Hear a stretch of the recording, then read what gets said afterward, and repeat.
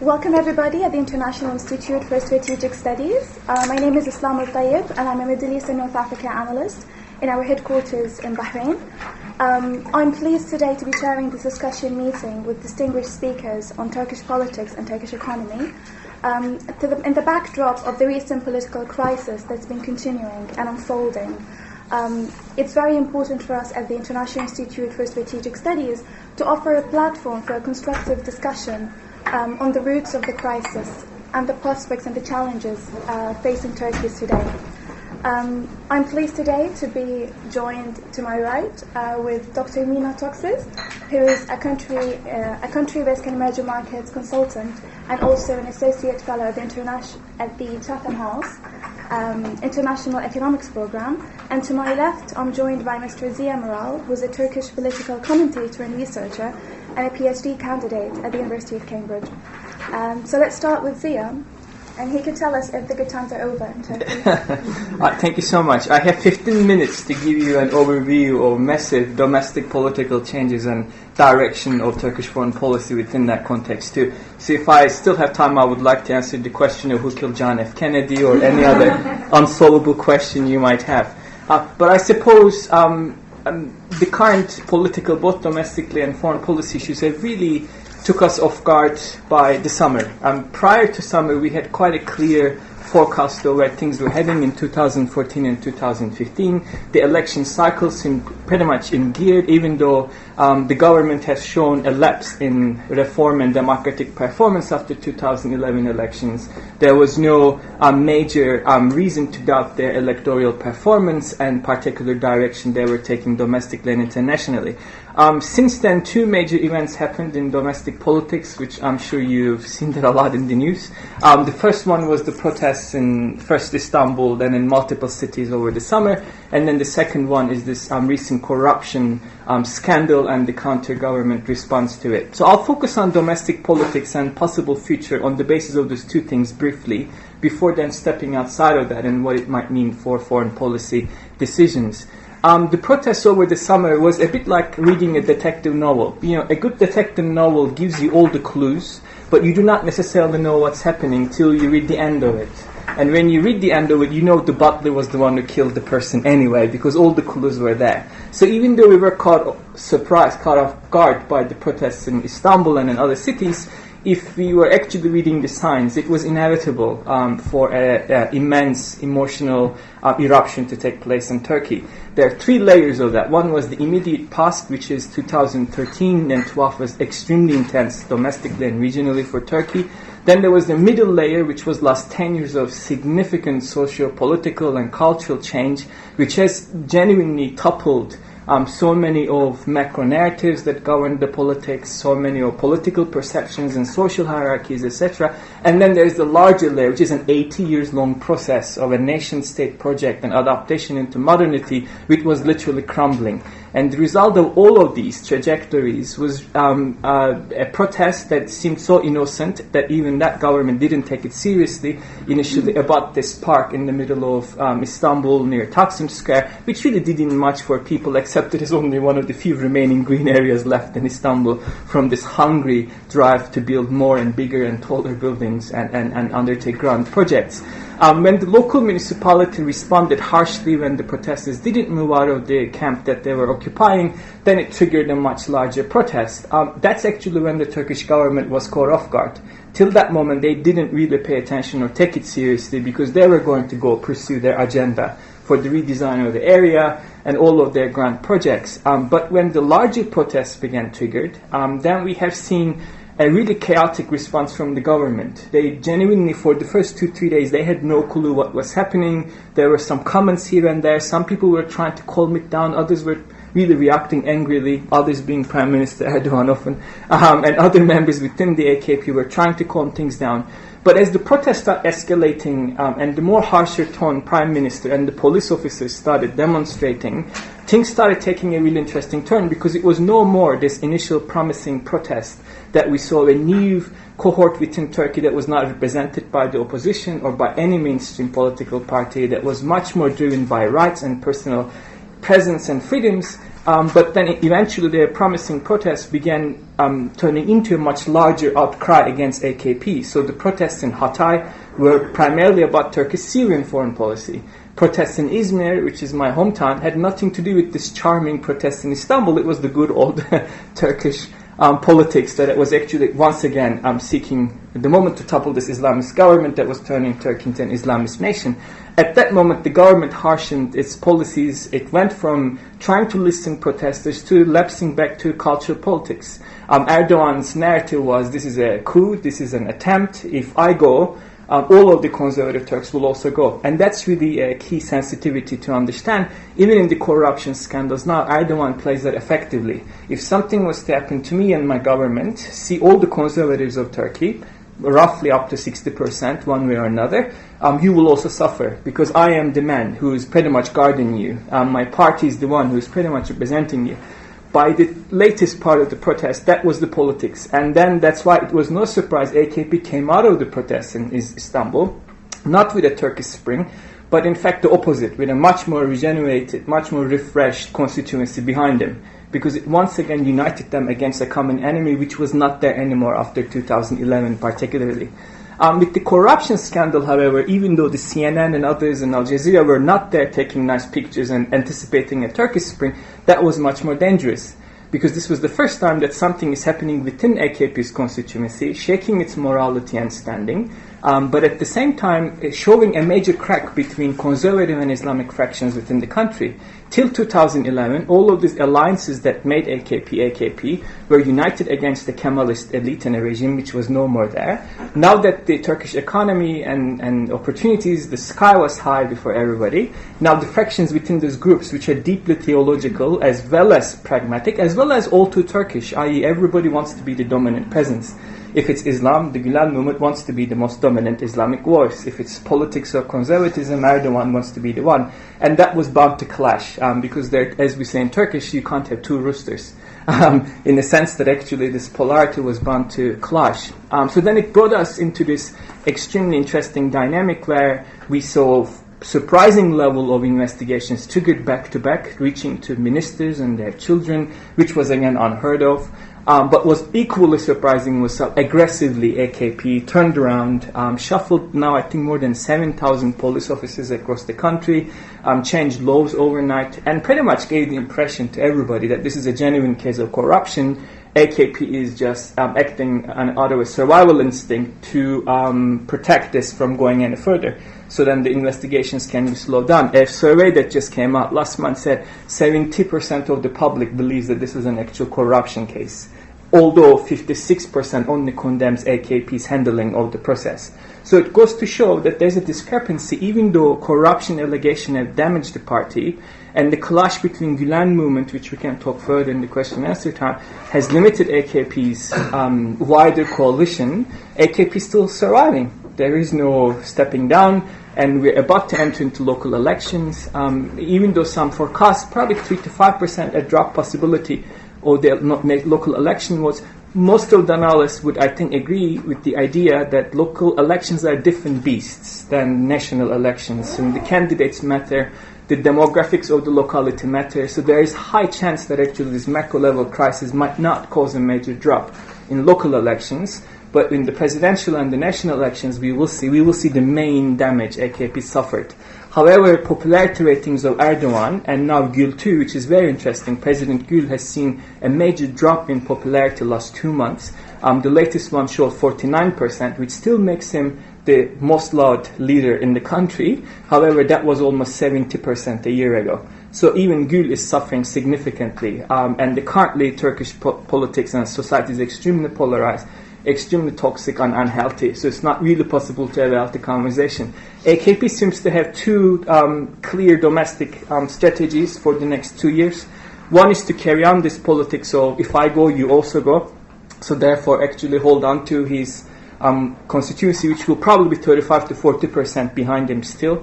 And the other one is then offer a series of reform packages, and we have seen some rumors of this from people in Ankara. There is going to be some more fascinating packages on the horizon with the Kurdish issue, with non-Muslims again, and few key areas which AKP can unilaterally perform, to once again to show to others that, look, yes, I might be suffering from all these problems, but I'll be the only hope you have for reform, because look at the other voices, because there is no opposition, there is no alternative. And with that, actually, AKP is aiming to enter 2014 national elections, which might very well mean that they might survive with a drop, but not massive enough. However, it's clear that Erdogan's desire for an enhanced presidency is out of the picture, and Gül is clearly geared towards now coming back as the prime minister. And I think his latest signatures on latest laws and stand shows that. So how it will play out, we can talk about more regulation-wise. In the remaining 5 minutes or so, as far as Turkish foreign policy is concerned, we have seen a similar, well, I think the Arab Spring was the acid test of Turkish foreign policy performance. I think from 2000, particularly 5 and 6 onwards, when Davutoğlu effect was so visible in Turkish foreign policy imagination, there were so many claims and so much confidence, and which is very Turkish. If you ever watched the Turkish soap opera, you would know the character with extreme confidence. Turkey was, what I called it, not really pursuing an ideological foreign policy at all. It was genuinely being free-range Turkey, really wanting to expand its geo-economic impact, really wanting to be visible on the negotiating table of everything, and want to be an independent global actor with a closer anchorage near home, with a much wider footprint. Now, there is always a gap between the desire and performance and actuality. The Turkish economy was the main drive. In fact, Turkey is opening more than 20 plus embassies in Africa. And if you talk to Turkish foreign policy makers, it started with Turkish businesses being there, not as a coherent foreign policy initiative. So that dynamic was also why Turkey went from seeing Kurdistan regional government in Iraq as a potential threat to one of his best friends, because the geo-economic drive was so important for Turkish foreign policy, and that really was. With Arab Spring, however, all of the soft power that Turkey has acquired, all of its diplomatic muscles have been put to test. Initially, Turkey was cautious. If you remember, Erdogan said, I will not let a foreign bomb to drop on a Muslim soil when he was talking about Libya. And then briefly after that, he was championing a military intervention against Libya. In Egypt, they were quite quicker than anybody else to publicly ask Mubarak to go. But Erdogan and Mubarak never loved each other, and Mubarak never necessarily had a love towards Turks anyway. However, the Turkish businesses were really worried that Turkey might be betting on the wrong horse. And in Syria, the first 6-7 months of the Syrian crisis, Turkey was very much in the belief that they can just talk Assad, they can just help him to reform. And eventually it became unsustainable, and they shuffled their policies 3 more times after that.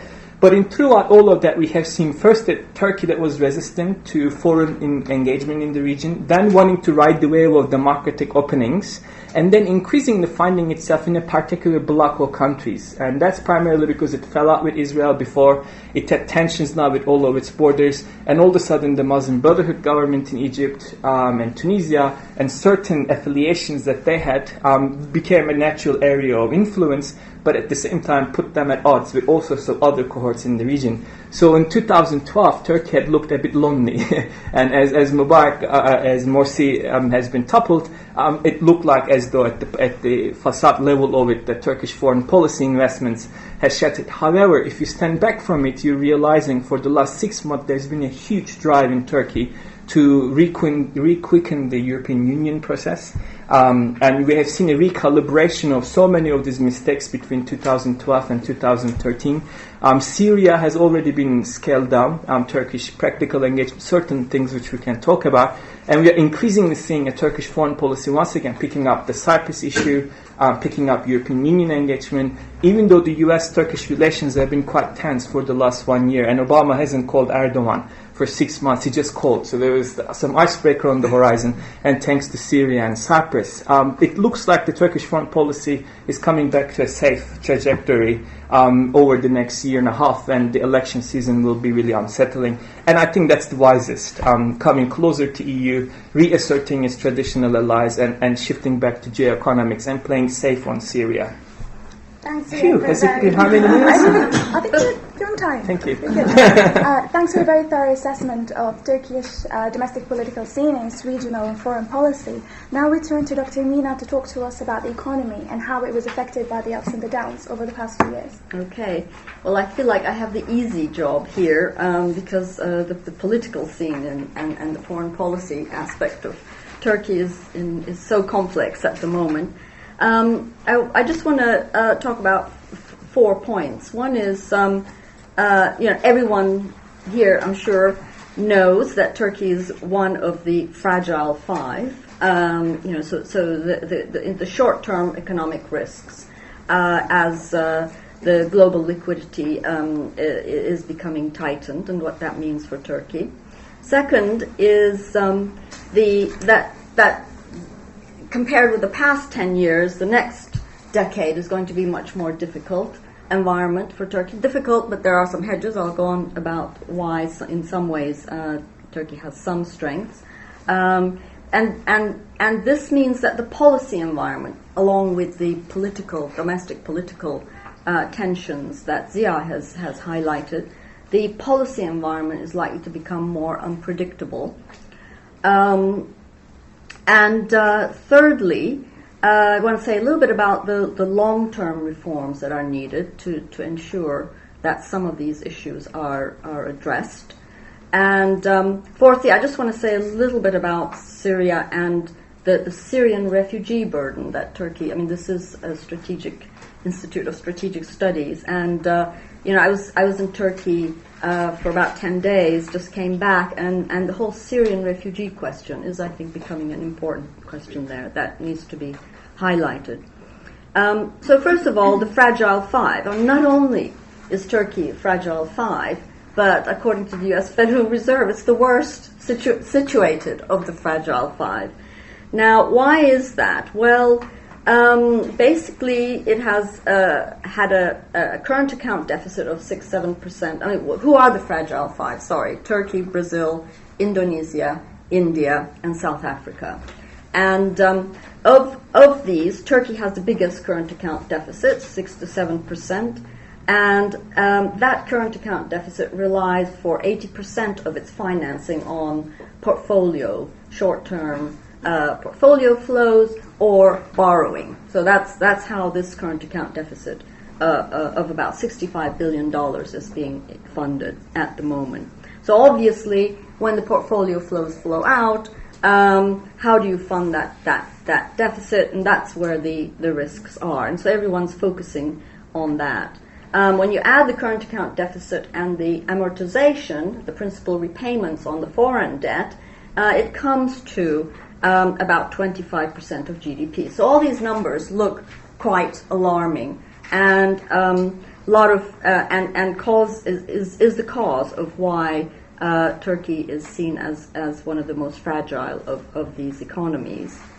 The other thing about the current account deficit is that because of low savings ratios in the country, domestic savings is very low. Turkey basically cannot grow more than about 3% in the coming period if they are to avoid dangerous widening of the current account deficit. Now, how did it get here?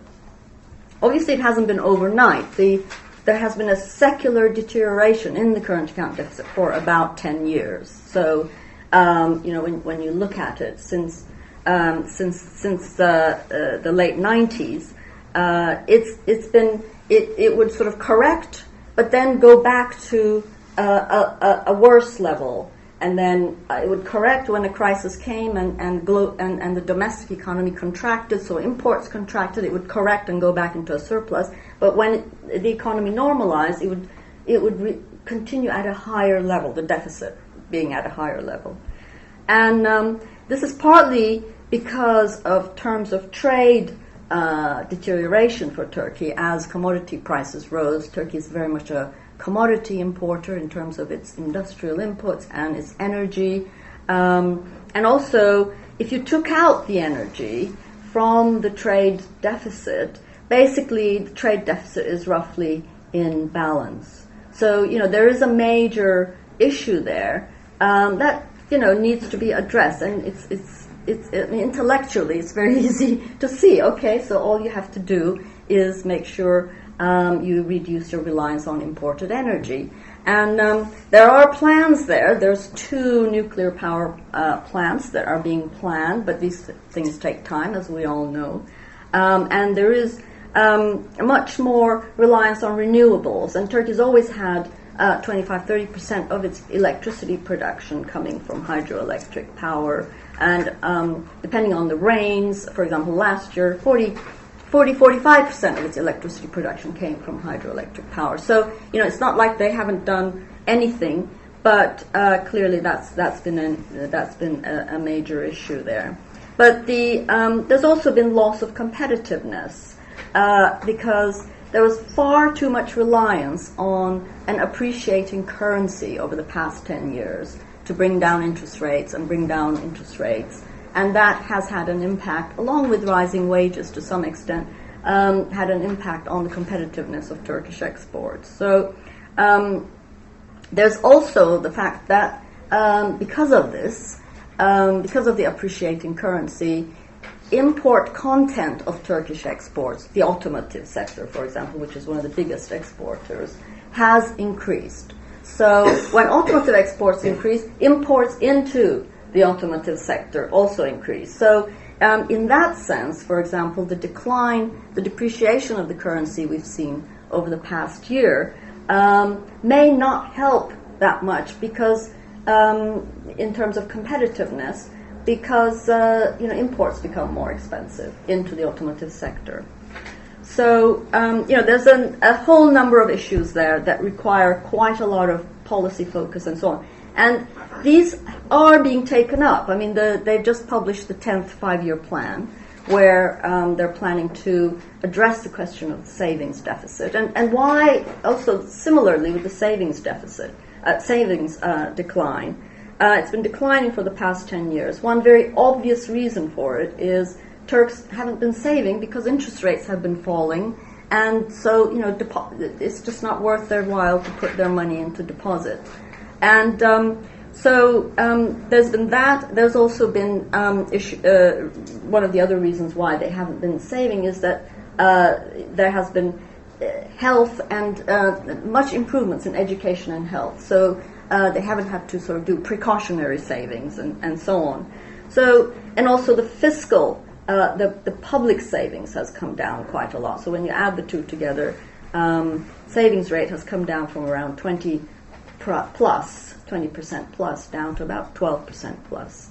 So, if you do the arithmetic, you've got, in order to grow 5-6%, which would mean that the economy would double in 10 years' time, Turkey would have to invest about 20-21% of GDP, but their savings is only 12%. So if they're going to grow at all, that gap is covered by the foreign money borrowing and portfolio flows. Now, I just want to say, and one of the things that worries me, there are some institutions that work very well in Turkey. The Treasury works very well. I think the banking regulatory body works very well. Things like the state waterworks, where my father used to work, and so on. I know these are sort of core engineers that have been trained in the 50s and 60s, and they know how they've been through several crises. They know how to manage the economy. So there's a whole lot of institutions that work very well. One of the things that worries me, though, is there seems to be a lot of rhetorical misconceptions in the government at the very high levels, particularly by Prime Minister, about the economy. I mean, he constantly goes around saying current account deficit is not important. And now I think everyone's realized it is important. He has gone on about the interest rate lobby, thinking that, you just want to keep interest rates low, don't worry about it, and so on, thinking somehow you can administratively get around the fact that, you need these market instruments to manage a big, complex economy like the Turkish economy.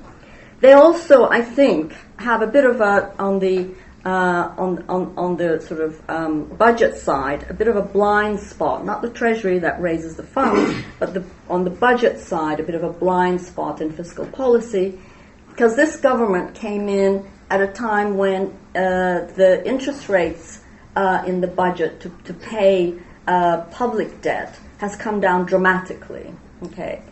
And that has given them a huge windfall to then spend that money that would have gone into interest payments, to spend it on current spending, on health care, education, all things that Turkey was thirsting for. But they've kind of come in and there's been this improvement. I think they don't realize that the fiscal windfall is going to be over fairly soon. The Social Security payments on pensions, for example, the deficit on there is about 5-6% of GDP. In 5-6 years, it's going to double to 12% of GDP. So how are you going to deal with that? So there are actually some long-term issues in the budget, which I think they're, haven't been used to dealing with. So there's some blind spots in the government policy. And of course, the government is distracted by elections, endless elections that they seem to sort of want to do. Referendums. If there isn't an election, Erdogan has to do a referendum. If it's not a referendum, then he has to change the constitution, and it goes on and on. So there's this sort of endless electoral, from an economist point of view, there's this endless electoral noise that affects policy. And the other thing that worries me is the corruption probe, which will shake up some of these well-functioning bureaucracies and so on. So, how that might shake up the policy environment worries me. Just a couple of short-term positives I think we need to bear in mind is that, Turkey does have a foreign debt of about 50% of GDP, but it's mostly long-term. Okay, so there's no short-term rollover risk. Which is the sort of thing that creates liquidity problems. The non-financials, the corporates, are highly indebted. They're the most worrying aspect of the economy. But again, they're also mostly long-term debts, and quite a lot of the short-term debt by non-financials, corporates, is suppliers' credits and trade finance, which is usually the last thing that is stopped. People may or may not know public sector debt is quite low. They brought it down quite a lot. The foreign exchange component of public sector debt is less than 20% of GDP. Turkish consumers are not allowed to borrow in foreign currency, so you don't have the same problem as you have in Hungary, for example. So exposure to a depreciating currency that could shock the domestic economy there are certain cushions there. Banking sector is well regulated and reasonably robust, although there's been Standard & Poor's has just come out saying that, you've got a bit of a consumer credit bubble here because it's just grown massively. It has grown massively, but from a very, very low base. There could be non-performing loans popping up if the economy slows and so on. So I think there is an issue there that's got to be kept in mind. You have to say that GDP growth at 3-4% is still double the European Union standard. So, I think some portfolio investors will still want to go there. And in fact, when you look at the sort of group of vulnerable countries, Turkey and India haven't been hit as much as Brazil, Indonesia, for example. Because to some extent, although all 5 of these countries rely on global liquidity to keep things moving in their economies, countries like Brazil, Indonesia, and South Africa rely also on high commodity prices, whereas a decline in softening of commodity prices hedges risks for Turkey because it reduces the import pressures. So to some extent, I think Turkey has a few hedges there in terms of where the global economy may be going. And also China, so China's slowing scenario, and therefore commodity prices softening, is actually sort of a plus for Turkey, okay, which is a manufacturing exporter as opposed to a resource exporter. Anyway, there's a number of other things. Today is different to 1979 and 1994 when the U.S. Federal Reserve tightening was so sudden. They now are, projecting this they're saying, it's happening, it's going to happen. You guys have to get your act together. They're giving enough time, and so on. I only have like 2 minutes, so that doesn't mean to say. I just sum up. That doesn't mean to say that I think an emerging market crisis isn't going to happen. I've been working on this book, and I've been looking at crises. Crises come in waves, and emerging market defaults, and also developed market defaults, as we know from Southern Europe, come in waves. And I think this tightening, we're only at the beginning of this tightening process. There are a whole load of risks ahead, and I think the combination of domestic pressures, political pressures, which a lot of these emerging markets are feeling, which we're seeing amply in Ukraine, for example, and the less easy global environment does mean that there are huge risks ahead. I have some things to say on the long-term issues, but maybe I can come in on that later. Thank you. Thank you so much for taking the time to give us a very thorough assessment of the economy. Now we'll open the floor for any questions. Yeah? My name is Joel Samuel, and I come from Business Loans International. I have a couple of questions about the political scene. First of all, I'd like to know why Turkey's mainstream opposition political parties have been so weak during the entire crisis. You said that AKP is still the most popular force.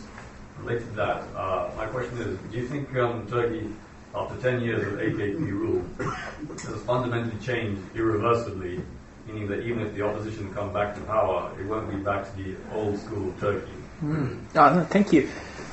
Which one shall I start with? The reason why I think opposition groups are failing is they're still playing a culture war politics that they shouldn't. And the more they play that, the more AKP holds a majority of the public. What I mean by that is, I wrote a funny article called Time to Worry, Turkey is Becoming USA. Because everybody was comparing Turkey to Iran and Russia, and I thought, I can compare Turkey to USA. Actually, there's a lot of similarity there. As a tongue-in-cheek experiment of why you should let Turkey be Turkey rather than compare it to another country. But you do see interesting parallels about this polarization between two possibilities and identity politics that even makes a genuine policy discussion a question of 80 years old state-engineered paranoia. Like Turkey doesn't have an actual crisis between religion and politics. Turkey never had a crisis of secularism, but for the last 10 years that has been the main betting against AKP, which was the main reason why conservatives were afraid of the opposition groups.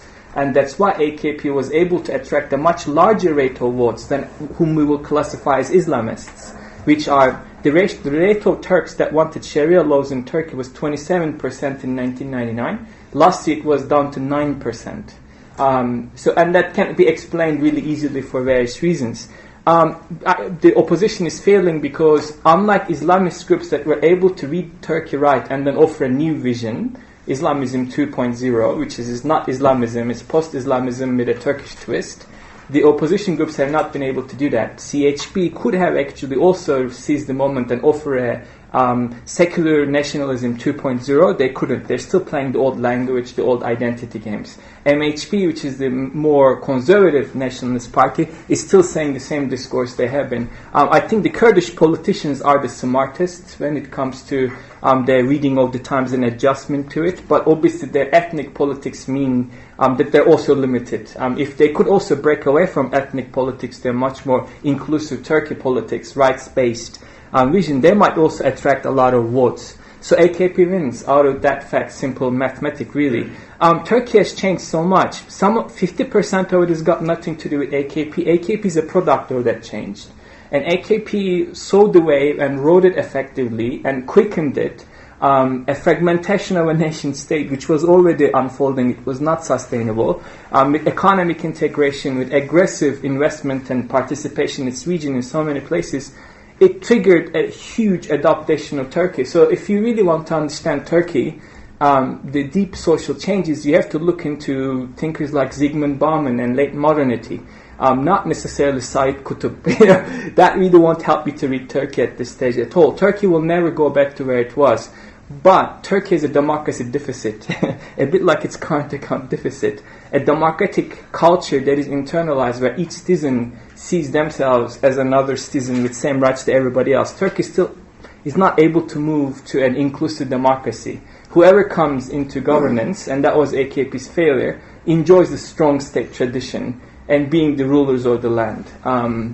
So sadly, that issue of a democratic regime that is internalized by everybody in Turkey is still what holding us back. But there are so many deep changes that I think Turkey is suffering from late modernity. I'm not using the word postmodernity for various reasons. I don't believe in it, but late modernity is a really helpful framework to analyze that. Yes? Thank you very much. My name is Mustafa Kupay. I am a researcher from USAC, one of Turkey's think tanks, and visiting research fellow at Royal College here. I would like to ask short questions to both of the speakers. First one is about economy. You have already highlighted the structural deficits in Turkish economy, and you also mentioned the positive aspects like sound public finance and strong financial system. Recently, Turkish government adopted an industrial strategy document, as you know, and most of these failures are tried to be addressed in this document to overcome the technology deficit, to face the middle income trap and Turkey's asymmetric trade structure. I would like to hear more about your comments on this industrial strategy document. What do you think about the probability of success? And my second question to Ziya Meral, I would like to hear more about the European Union's Turkey policies over the last couple of years. Turkey is trying to refrain its European Union policies. We know this and we witness this. But what should we say when we approach the issue from the EU's point of view and the EU's anchor role regarding Turkish democratization and foreign policy? Thank you very much. Dr. Mina, would you like to start? Yeah. Yes, I mean, they've been doing lots of studies. One of the things that I've been sort of following is they brought some people over who looked at where Turkey has export competitiveness in the global economy and so on. So they've done their homework. They know where they've got to go. They've realized they can sort of go a bit more in sort of healthcare, pharmaceuticals being one of them. I can't quite remember what else, but there are certain aspects of manufacturing that they found that they can do, and they're sort of doing. I mean, I think that doing these Turkey's good at doing these sort of things. If they decide we're going to start setting up a certain industry and get moving on it, they have that kind of can-do engineering, the business environment, go entrepreneurial skills and so on. They're reasonably good at getting on with setting up factories and doing things. But on the other hand, there seems that it's really the politics, the sort of things that Ziya has been talking about that holds things back. Because if one of the things that has been one data that's stuck in my mind is that high-tech share in exports are down from 6% of total to 3% over the past 10 years. Yeah, so so how do you get over that? How do you get over the middle income trap and so on? It's not an easy thing to do, because to get high tech, to get IT professionals involved and excited, you need to form these clusters. You need that kind of democratic cultural thing that these sort of IT software people like. If at the same time you're closing down bars and so on, it sort of doesn't create necessarily the sort of place that attracts these sort of skills. So, and then there's the whole question of women's employment, the fact that the participation of women in the labor force is lower. It's lower than Iran, for example. So and that's partly to do not always to do with culture and certainly not to do all that much with Islam, but it has a lot to do with the fact that women used to be, in fact it's come down, used to work full-time in agriculture, but the rural urban migration coming to the cities, it's been they've been settling in the outskirts of cities, finding jobs, traveling to jobs, etc. For sort of strange places, strange culture. So women have kind of stayed at home. I think the next generation of women will probably move on and start working again. But that has kind of been a bit of a cultural issue. And also in terms of, general industrial strategy, productivity increases that have to be gained and so on. They want to get rid of the grey economy, a lot of informal economy. But to do that, again, you need a business environment, you need rule of law, you need sort of certain security.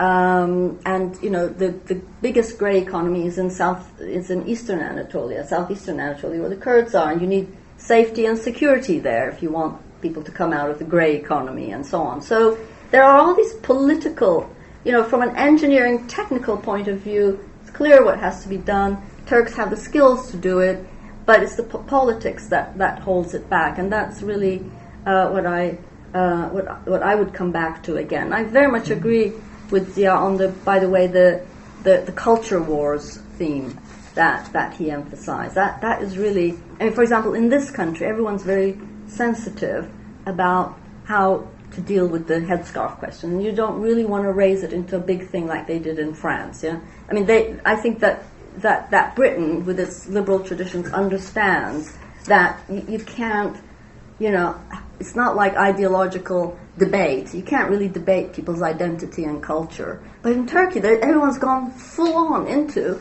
debating identity and culture. And that's really what it's about, rather than Islam, or, because many Muslim people don't want to wear headscarves. So it comes down to identity and culture, and it's really polarized the place. And for a long time, these sort of culture wars don't amount to very much. But then sometimes, like right now, it becomes absolutely determining. No, true. The European Union, I think both Ankara and the European Union know this game really well. They both know in the near future there is no equal membership. I think it's one of these bad relationships, and it's much more costly to divorce than to stay married together for the sake of the kids for a while. That's pretty much where things are. I think before Cyprus issue is solved, there is no possibility. There are promising signs of Cyprus issue, but most of my education has been in Britain, so I'm pessimistic by default, so I don't know what will come out of it. Within European Union, it's a paradoxical view. Some are really keen. Britain has always been keen. Even Greece has been really pro-Turkish membership into EU, but obviously Germany and France will dominate. Holland has demonstrated, interest, open new chapters, and there are new chapters being opened.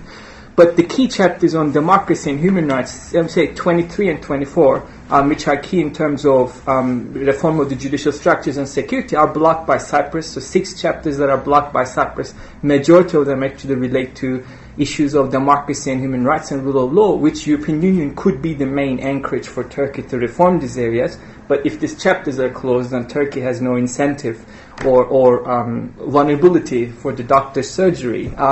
European Union is still pretty much the only external chance for Turkey to have a momentum for reform and change. But carrot and stick, what carrot is there, I don't know. The election season means that AKP is aggressively trying to demonstrate breakthroughs on European Union talks. One of them was this readmission agreement that they signed with European Union, which is really costly for Turkey, with nothing in return.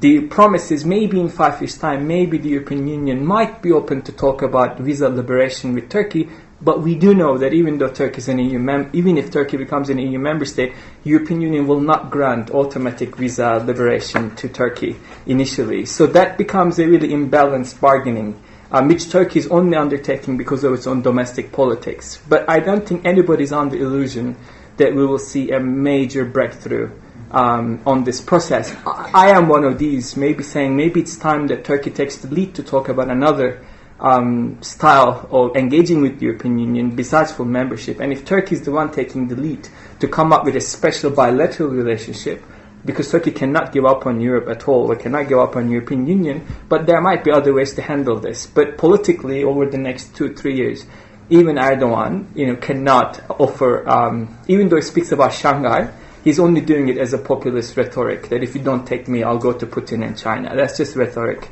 But sadly, I am pessimistic, and it's just life made me this way, really. But So, yeah. So, should we start from Okay, Jonathan Steele, International Affairs Commentator for The Guardian. Question on Syria, one for each of you. You said that Syria's practical engagement seems to be reducing. I mean, I want to know what's particularly about the flow of Islamic jihadi fighters going across the border. Are they trying to reduce that, having any success in doing that?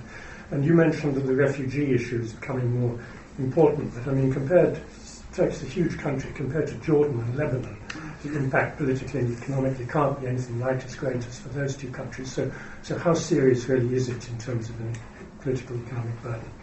Should we take a couple of questions first? Maybe? Yeah, I just wanted to pick up on Jonathan's question and put it a bit more strongly. It seems to me that at certain occasions the Turkish government has used the transshipping of Islamic jihadi fighters into Syria as a specific tool of its foreign policy.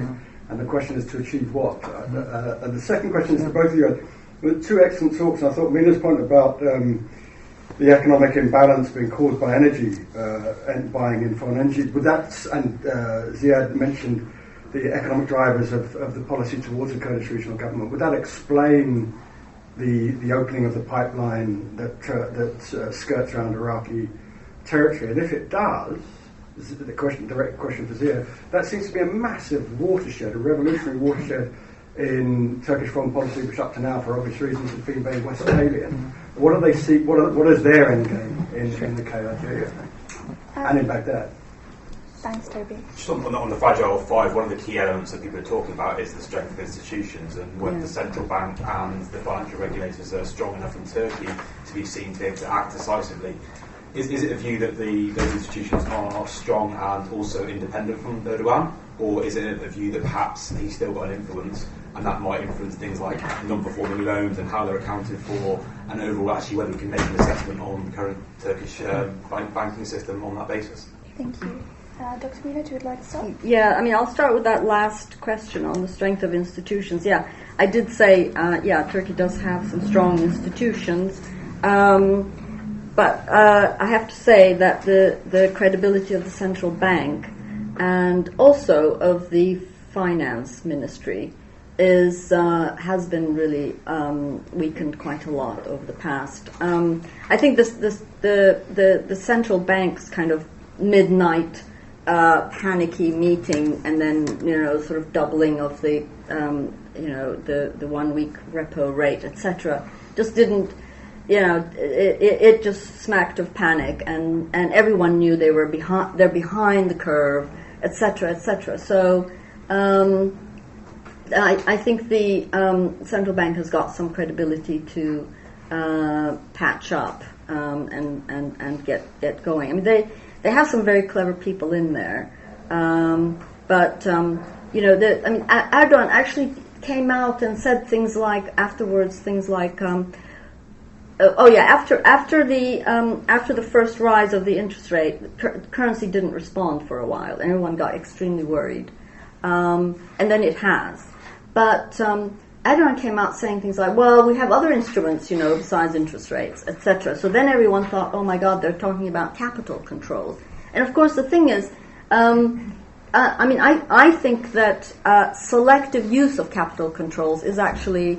I've always thought this, but now the IMF also kind of says this is a good thing. But it's just that if it comes on behalf of, a rhetorical prime minister who goes on about the interest rate lobby and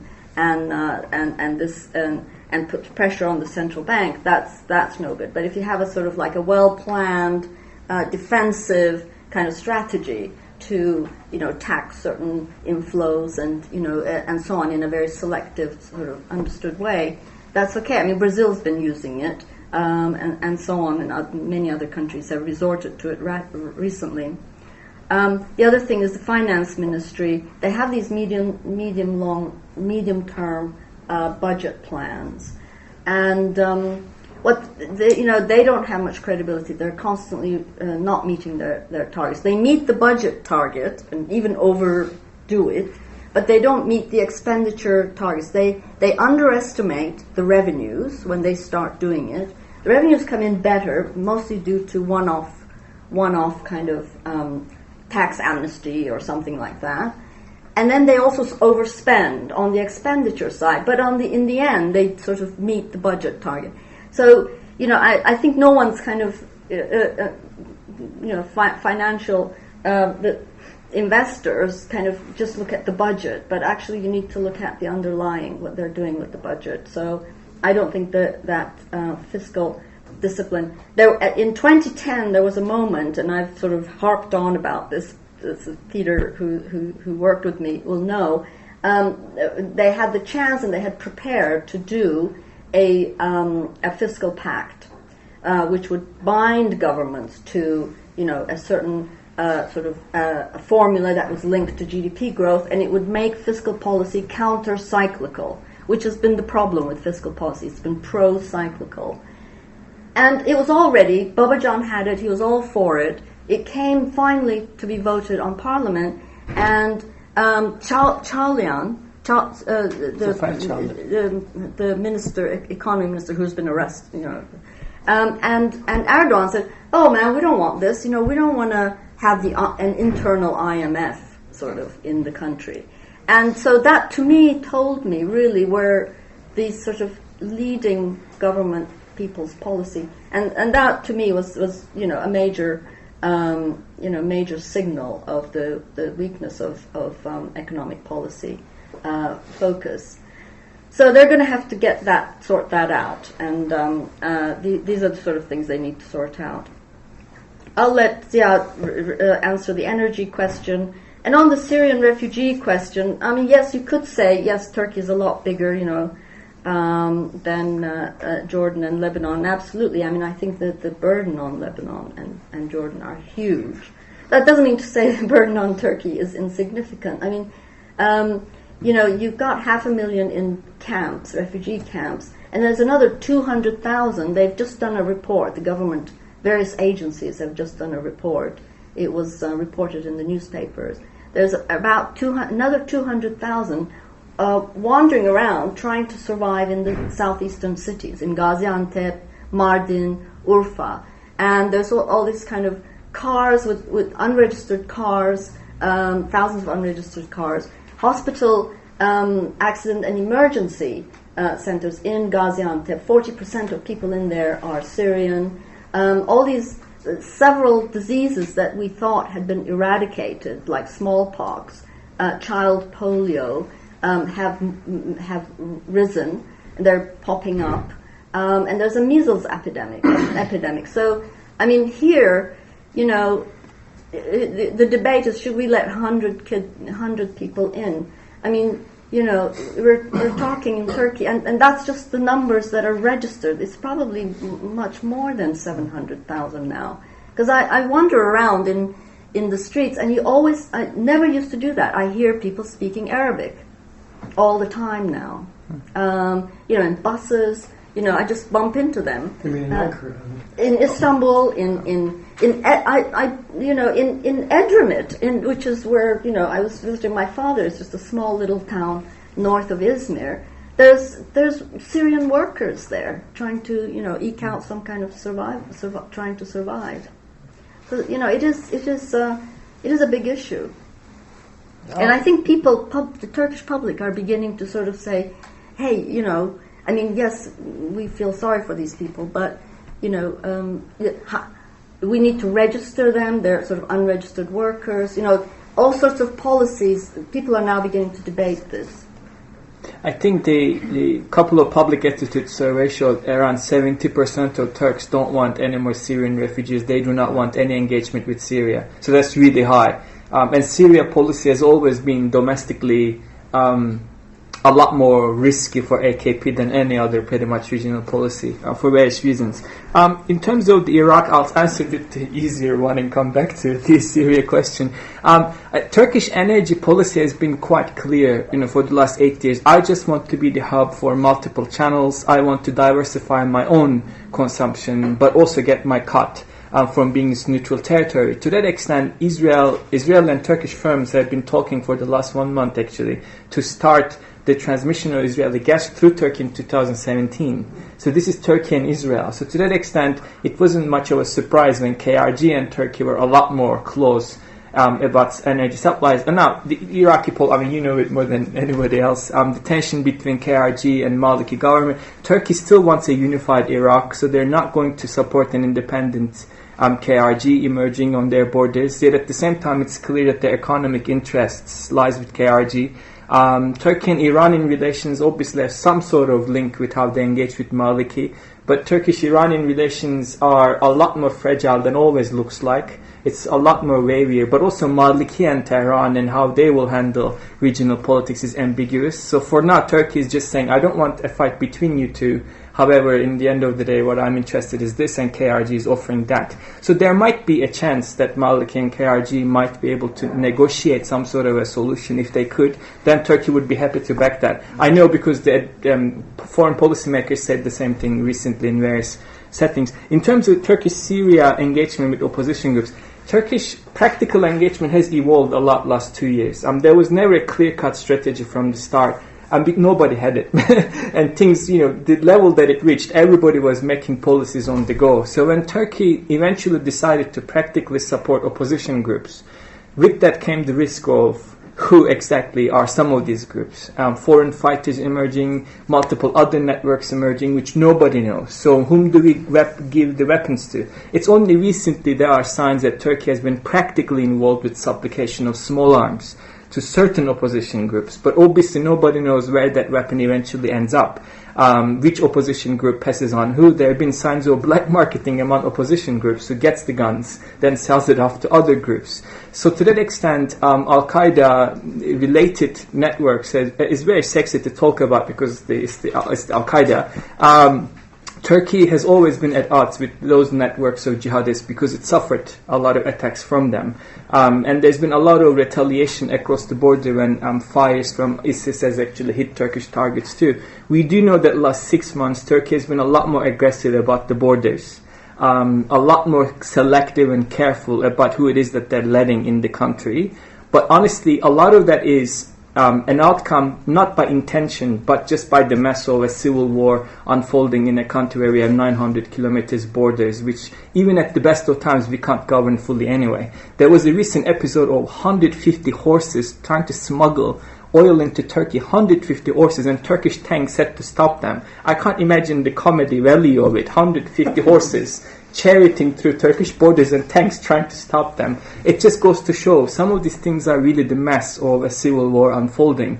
But I do know that theologically, ideologically, and practically, the jihadist networks represented by Al-Qaeda have really no love affair. That doesn't mean, however, that Turkish small arms producers, which are now popping up in illegal arms trade in Yemen and other places, are not realizing a lucrative market. And now you actually see Turkish small arms all across Middle East as being one of the desired suppliers. So that opens up all of these questions about how much of this is intention, how much of this is just by implication, and the mess. I am more betting on the mess aspect of it rather than a clear Turkish policy. But they have gotten a lot more aggressive on the borders. And even politically, their main goal is to strengthen the opposition, regular opposition groups, i.e. the National Council. So they are not really betting on an Islamist Syria. Far from it. However, they did use the threat of Islamist jihadist groups against the Kurds in Syria cunningly, and I think that was their cold realpolitik playing there, because PYD was under attack, and Turkey pretty much let that happen, even though the Kurds said, can you please, shut your border? The argument was, well, all these years you've been attacking Turkey from the same location. Would you want me to now protect you? If you want me to protect you, come back up the Kurdish peace process in Turkey, give your weapons down, which they didn't. So that actually was the only cunning Turkish engagement I could pinpoint as Turkey saying, hey, look. But again, that's about the Kurdish issue, not necessarily about Syria as such. Thanks, Iya. We have 2 minutes for a couple of questions. Yes? if I may, I'm fascinated. The panel is very fascinating. Thank you. Gulen movement. Yeah. How did they really go wrong with AKP? And do you see this potentially explosive either on the economic front or on the political front? Because obviously both complement each other. They're sides of the same coin in many ways. And I wanted a couple of comments, but on EU, but I will bow to you. Thank you. No worries. Thank you. Yes? I have a quick question regarding the latest power struggle between the ruling party and Gulen movement. It seems like there has been a paradigm shift in the mindset or in the discourse of ruling party on the basis of Prime Minister's latest remarks. For instance, he identified Gulen movement with the medieval Hashashis and assassins, assassins, and only comparable to the treason committed by Istanbul media outlets during the War of Independence. So he's like shifting to a more secular stance, maybe.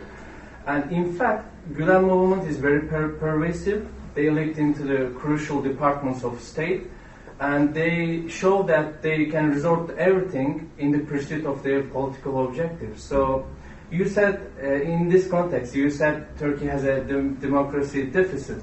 But how can you expect the ruling party to be democratic when there is a crucial menace to the very establishment of state? Sure. Yeah, sure, great. Gulen movement is a mystery for various reasons. It's consciously ambiguous as a policy. It's also, by the virtue of it emerging out of a clerical movement for Islamic reform, its vocabulary is very difficult to understand for those who are not within that language. Sometimes I have to take his sermons to a friend and say, can you please tell me what he's saying here? I'm not really following the argument here. It looks like, well, with AKP, their fate was mixed because Gulen, had to flee Turkey because he was going to face imprisonment. So they had mutual enemies and they had similar affinities. Since 2011, we started seeing a tension between them too, because for Erdogan, the sky was the limit. He had the highest votes ever. The economy was great. The Turkish foreign policy adventures were everywhere. And for him, it was the totality of this governing reality. Within that, it was inevitable for Muslim movements which have both flourished under AKP further, but also enabled it to finally come to terms. There are few issues on the Mavi Marmara incident with Israel. Gulen came out really publicly and said, why is Turkey encouraging this? Why is that boat there at the first place? Which really got Erdogan really angry.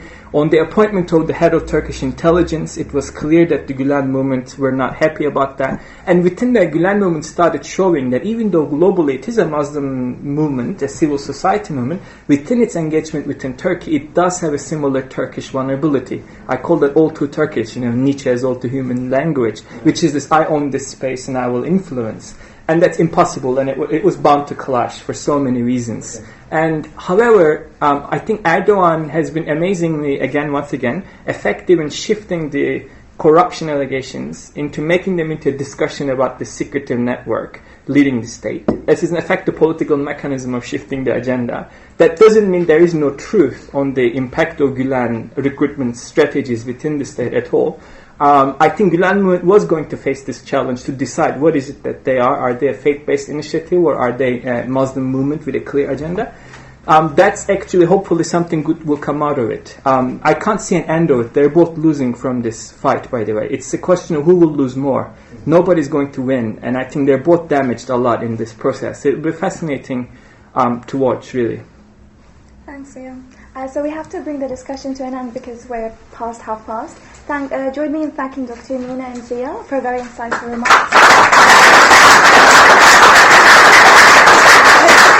Hope to see you in future ISS events.